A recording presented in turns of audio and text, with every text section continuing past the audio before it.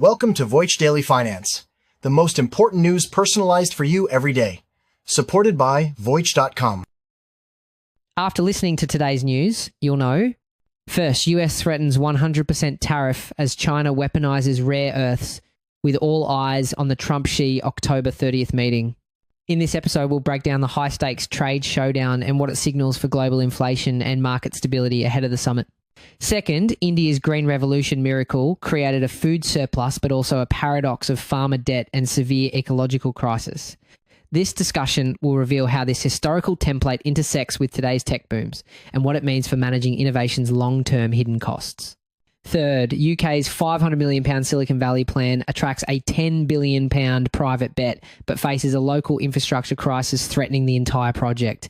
We'll examine how this race between national ambition and local reality may impact UK productivity goals and create localized inflation risks for the region. A 100% tariff on Chinese goods. That's the threat on the table as the world's two largest economies head for a high-stakes showdown. This isn't coming out of nowhere. The threat is a direct response to China tightening its grip on rare earth exports, the critical materials inside everything from our smartphones to our cars. We previously analysed this as symmetrical trade weaponization, remember? Even a 0.1% content threshold can pull in countless products because China controls roughly 70% of rare earth mining and about 90% of processing. This move by China marks a major strategic pivot. In the past, the trade war was mostly about tariff for tariff retaliation, but now, by controlling rare earth exports, China is directly targeting the global supply chain. It's a chokehold strategy. As we discussed a while back, it isn't an outright ban. It's a strict licensing system. Exports initially fell about 5% for 2 straight months as firms adjusted to paperwork, then surged by over 60% in June. The point is uncertainty. Beijing can dial friction up or down without cutting supply completely. What's critical to grasp is that these materials are essential for high-tech manufacturing, not just in the US, but also in Europe, impacting everything from electric vehicles and wind turbines to advanced defense systems. This action could force other countries into the very expensive and time-consuming process of building their own critical mineral supply chains from scratch. And a 100% tariff, that's not just a headline. It would be a massive shock to the global economy. Now, get this. The inflation risk here is significant. Research from the Federal Reserve Bank of New York shows that the pass-through effect from import prices to consumer prices has become much stronger recently. Before the pandemic, a 10% rise in import costs might lead to a tiny 0.5% increase in producer prices. But by 2021, that same 10% jump in import costs was causing a 4% surge in prices. A massive tariff like the one being threatened wouldn't just be a political issue, it would almost certainly reignite inflation, complicating the job of central banks and threatening the recent rally we've seen in assets like bonds and tech stocks.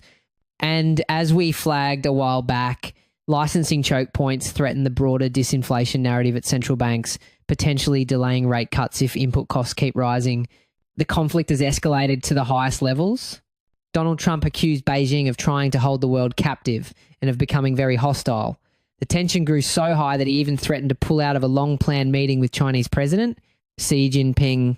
But now the meeting is officially on. The White House has confirmed Trump and Xi will meet face-to-face in South Korea on October 30th. This will be their first in-person discussion since 2019, and it comes after a fragile trade ceasefire brokered in. May has all but collapsed. A few days ago, we mentioned officials were seeking meetings to de-escalate today. That effort has escalated to the principals themselves, raising the stakes and the odds of concrete headlines. And the choice of location, South Korea, is no accident. It perfectly highlights the immense pressure being put on US allies. Countries like South Korea and Japan are being forced to perform a difficult balancing act. In the past, South Korea practiced what experts called strategic ambiguity, but now it's shifting towards strategic clarity, aligning more closely with the US on a rules-based order. This shift is significant because their investment and trade flows, especially in critical tech like semiconductors, are now being driven more by geopolitical alignment than pure economics. As we noted a while back, some analysts have compared the rare earth squeeze to a 1970s OPEC-style shock one that could accelerate the build-out of supply chains outside China, creating a whole new set of risks and opportunities in Asia's supply chains.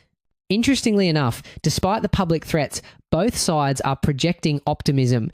China's commerce minister said it is entirely possible to find solutions. Even Trump stated, "I think something will work out. We have a very good relationship." So you have this public posturing of a trade war set against the private optimism for a deal. This apparent contradiction is likely a deliberate negotiation tactic. Economists call this jawboning, using public statements to influence market expectations and create volatility as a bargaining chip. For example, after threatening the 100% tariff on social media, Trump later posted a much more conciliatory message saying, "Don't worry about China, it will all be fine." These swings aren't just emotional. They are a tool to create headline risk that drives short-term prices, especially for the currency exchange rate and stock futures, without firing a single real policy shot. And remember, as we discussed under the so-called Besant Doctrine, policymakers may prioritize China policy over short-term market calm, so don't count on a quick policy backstop if markets wobble on these headlines. The financial world is now watching one single meeting. Financial markets are currently pricing this as a de-escalatory event. In other words, they are betting on a positive outcome. But this creates a significant risk. If the meeting fails to achieve a rollback of China's rare earth controls, we could see a snap repricing of trade war risks across the board. We warned a while back that a 100% tariff would act like a volatility multiplier. A failed meeting would move that from tail risk toward baseline. This would immediately threaten corporate earnings and bring inflation fears roaring back. The stage is set to determine whether the fragile ceasefire holds or if a 100% tariff threat becomes a reality, sending shockwaves through global markets and supply chains.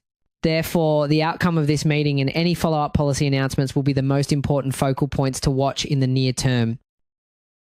We were just dissecting the weaponization of rare earths, a critical resource. Now, let's turn to a story about another strategic asset that reshaped a nation: food.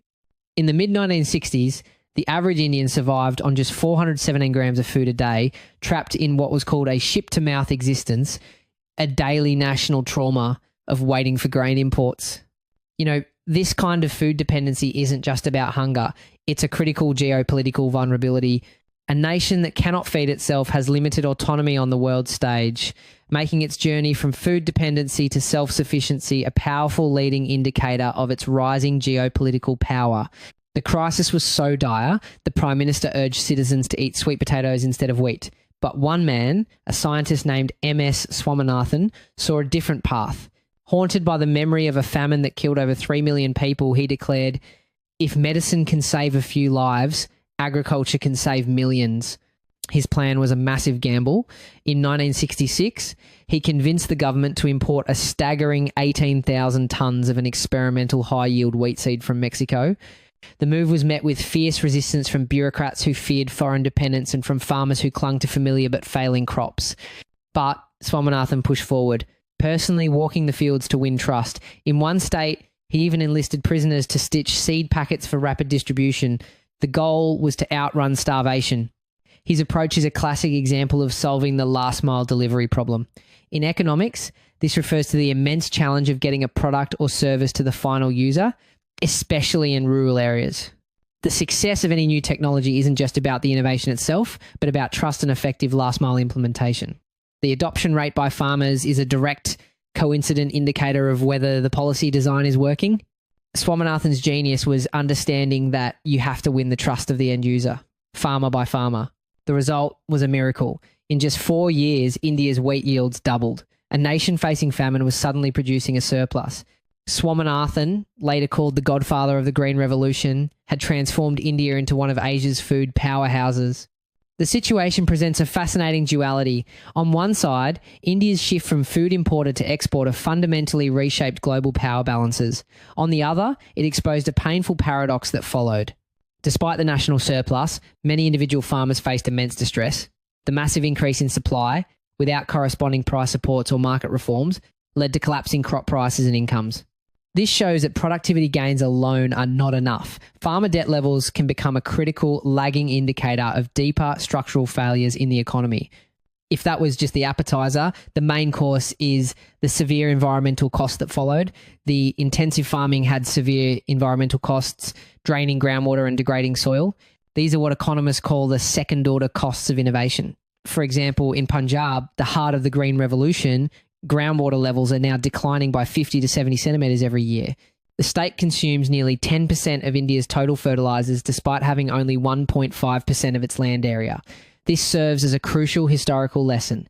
It suggests that the long-term viability of today's technological booms, like AI, depends on addressing their own negative externalities, such as the massive energy and water consumption of data centers before they become irreversible. Swaminathan himself acknowledged these risks, later calling for an evergreen revolution, a new model for high productivity without ecological harm. His philosophy was always farmer first, insisting that scientists must listen before they prescribe. And his work, which spread across Asia and Africa, ultimately proved one fundamental truth. Here's a fascinating detail about that spread. While we often hear about technological competition, the Green Revolution also provides a powerful example of collaboration. Indian agricultural expertise and high-yielding varieties directly influenced China's own agricultural revolution. This knowledge transfer played a role in the work of scientists like Dr. Yuan Longping, the father of hybrid rice, who developed strains that boosted yields in China by 20%. This historical precedent offers a sharp contrast to today's trends of tech decoupling, suggesting that restricting scientific collaboration can create a significant drag on global productivity. As one leader reflected on his legacy, freedom from hunger is the greatest freedom of all. Speaking of the complex, long-term consequences of ambitious national projects, the UK is embarking on its own massive gamble. The government just announced a £500 million plan to build a new Silicon Valley between Oxford and Cambridge. The most unexpected news here, however, isn't the government's £500 million, but the £10 billion a private tech institute is already piling in, dwarfing the initial stake by 20 times over. This isn't just a big private investment, it's a textbook demonstration of the crowding in effect. So the thing is, the government's £500 million isn't meant to fund the whole project. Instead, its purpose is to de-risk the venture for private companies by committing to foundational infrastructure. When the government shows it's serious, like by building transport links, it gives private investors the confidence to pour in much larger sums. That's how you get this incredible 20x multiplier. The official goal is staggering: to add £78 billion to the UK economy by 2035. The whole project hinges on a huge bet, boosting the UK's national productivity. Productivity is essentially a measure of economic efficiency, how much output you get for every hour worked. It's the fundamental driver of long-term economic growth and higher living standards. After all, recent data shows UK productivity has been underperforming, growing at just 0.3% in the last quarter, below expectations. This project is the government's high-stakes attempt to reverse that trend by creating a super cluster of innovation. To make it happen, officials are reopening a railway line that's been dormant for 60 years, all to support the massive influx of jobs and development. Global Science Minister Sir Patrick Vallance called the plan a milestone for the entire country, a signal that the UK is ready to compete on the world stage. And believe it or not, this isn't just about money and buildings, it's also a direct competition for talent. For instance, its skilled worker visa system is generally more predictable than the lottery-based H-1B visa in the US, which can give the UK an edge in attracting top global minds. This project is designed to be the destination for that talent. However, if you zoom out, you'll see another layer of complexity at play. While billions are being allocated for labs and innovation hubs, local leaders are sounding the alarm. One member of parliament put it bluntly, warning, "We have not heard anything yet about our water supply crisis and our capacity that isn't existing to manage sewage." She added that the region's main hospital was originally built for a quarter of the population it serves. Today, this highlights a critical vulnerability. Even the most successful innovation clusters, like the so-called Golden Triangle of Cambridge, Oxford and London, have historically been held back when infrastructure can't keep pace with growth.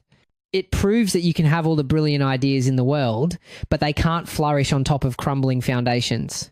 This sets up the core conflict, a high-stakes race between national ambition and local reality. The government and private investors are betting billions on a vision of a global tech powerhouse. But the question on the ground is whether the basic infrastructure of water, health, and transport can withstand the sheer weight of that ambition.